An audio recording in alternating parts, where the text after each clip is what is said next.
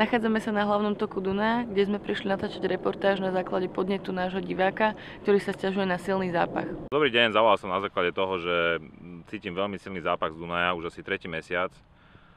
Bývam tu na Obďalejč a myslím si, že to je naozaj by s tým niečo mali robiť. Či už teda, neviem, či to je, sa šíri zo Slovnaftu, ktorý je asi 2 km vyššie, alebo postavili tu teraz novú čističku vôd, čím teda nefunguje.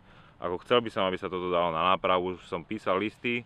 Zatiaľ mi nikto neodpovedal, nikto sa k tomu nevyjadril žiadne stanovisko. Chcel by som, aby sa toto vyriešilo. Snažili sme sa dostať do objektu čističky, ale boli sme odmietnutí. Na základe toho budeme sa snažiť spojiť s Bratislavskou vodárenskou spoločnosťou.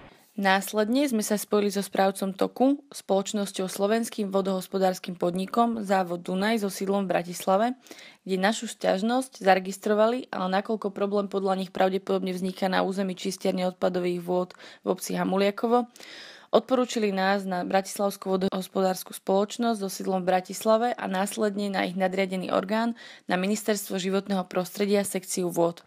Pri obhliadke miestnej čističky neušlo nášmu pohľadu, ako sa aj zamestnanci pred objektívom našej zvedavej kamery radšej schovávali a pri žiadosti o rozhovor doslova zmizli v útrobách objektu už spomínanej čistiarne odpadových vôd. Len pre upresnenie, čistiareň odpadových vôd je zariadenie, ktoré slúži na zbavenie nečistôt a škodlivých látok zo spláškovej či priemyselnej odpadovej vody a tak zabraňuje znečisťovaniu životného prostredia. Podľa nariadenia Európskej únie musí mať každé mesto na 10 000 obyvateľov vybudovanú čistiareň odpadových vôd.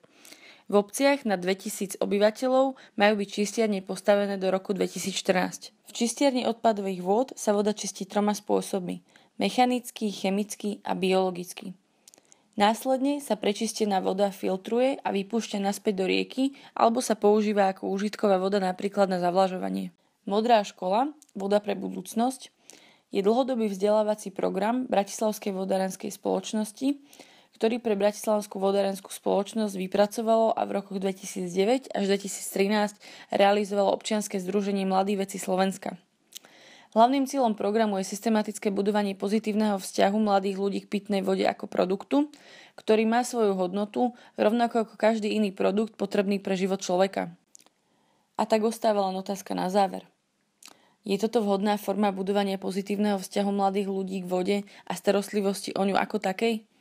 Veď práve v okolí tejto čistiarne odpadových vôd vedie Dunajská hrádza, kde sú tisíce mladých cyklistov a korčuliarov denne konfrontovaní s nepríjemným zápachom.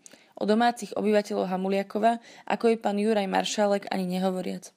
Takže dúfame, že na základe tejto reportáže po zrekonštruovaní čističky bude tento problém čoskoro vyriešený.